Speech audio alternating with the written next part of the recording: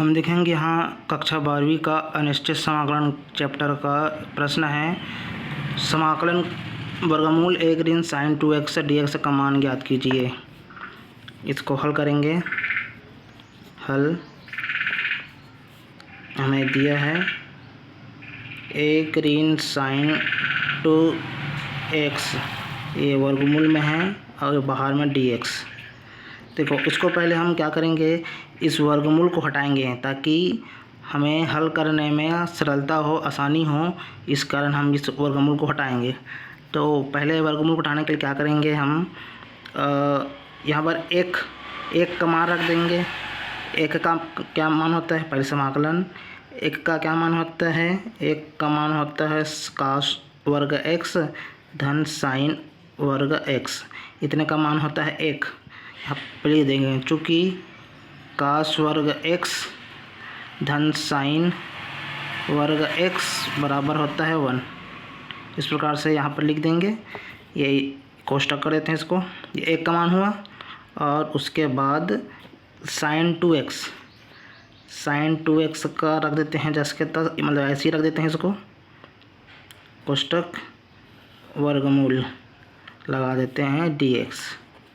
यहाँ तक हमने सिर्फ क्या किया, एक का मान जो यहाँ पर एक है उसका सिर्फ हमारा रखा, 1 का मान रखा यहाँ पे। अब क्या करेंगे उसके बाद, अब समाकलन ये क्या है, cos वर्ग x धन sin वर्ग x, इसको भी रहने दो। अब इसका मान रखते हैं, ये sin 2x। इसका क्या होता है फार्मूला, चूँकि इसका होता है sin 2x का होता है 2 sin x cos x, इस प्रकार से होता है। तो यहाँ पर लिख देंगे इसको, यहाँ पर 2 cos x sin x ये होता है, तो इसमें लिख देंगे 2 cos x sin x। इस प्रकार से यहाँ पर लिख देंगे कोष्टक बंद। ये वर्गमूल का भी लगा देंगे, वर्गमूल का चिन्ह लगा दिए हैं। अब ये बाहर का है dx, इसको यहाँ पर कोष्टक में लिख देंगे। ठीक है, अब क्या करेंगे, यहाँ पर एक फार्मूला हमें दिख रहा है। एक फार्मूला कौन सा होता है, a का वर्ग, यहाँ पर a है a का वर्ग, यहाँ पर b का वर्ग है 2ab।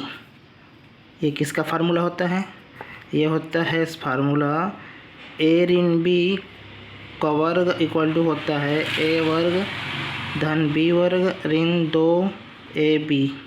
इस प्रकार से ये फार्मूला होता है। इसी का हम फार्मूला का यूज़ कर रहे हैं। यहाँ पे क्या करेंगे, वर्गमूल लगाएंगे। a का मान क्या है, a का मान cos x है। b का मान क्या है, sin x वर्ग। इस प्रकार से ये हुआ। यहाँ पर ये a ऋण b, a का मान क्या है cos, यहाँ पर a वर्ग cos वर्ग x है, तो यहाँ पर a का मान क्या है cos x है, तो यहाँ पर cos x लिख देंगे। यहाँ पर b का मान क्या है, b का मान sin x है, तो sin x यहाँ पर sin x रख देंगे। ठीक है, यहाँ पर ये दिख रहा है स्पष्ट, a का मान ये है, b का मान sin x है। a का मान cos x है, b का मान sin x है, तो यहाँ पर रख देंगे। इसमें a के स्थान पर cos x माइनस b के स्थान पर sin x और पूरे का वर्ग रख दिए। अब क्या करेंगे, वर्गमूल समाकलन का चिन्ह, वर्गमूल हट जाएगा, ये वर्ग में है, ये वर्गमूल ये दोनों कैंसिल हो जाएगा, तो बचेगा क्या, बचेगा cos x minus sin x। ये अब वर्गमूल यहाँ पर हट गया है, वर्गमूल यहाँ पर हट गया है। अब क्या करेंगे, वर्गमूल हट गया है तो इसको अलग अलग कर देंगे। समाकलन करना है, सरल करना है इसको, समाकलन के पहले सरल कर देते हैं, तो इसको अलग अलग कर देते हैं। sin x dx कुछ नहीं किया है, बस इसको इतने को अलग, इतने को अलग किए हैं बस, और कुछ नहीं किए हैं।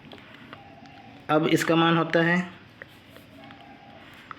इसका मान क्या होता है, cos x का मान, जो कि समाकलन cos x dx ये फार्मूला है, इसका होता है sin x। ठीक है, तो यहाँ पर लिख देंगे sine x minus sine x का समाकलन क्या होता है, इसके जस्ट उल्टा होगा, माइनस कास एक्स होगा। तो यहाँ पर लिख देंगे minus cos x d x, नहीं प्लस सी लिखेंगे, डी एक्स नहीं लिखेंगे, सी लिखेंगे। जहाँ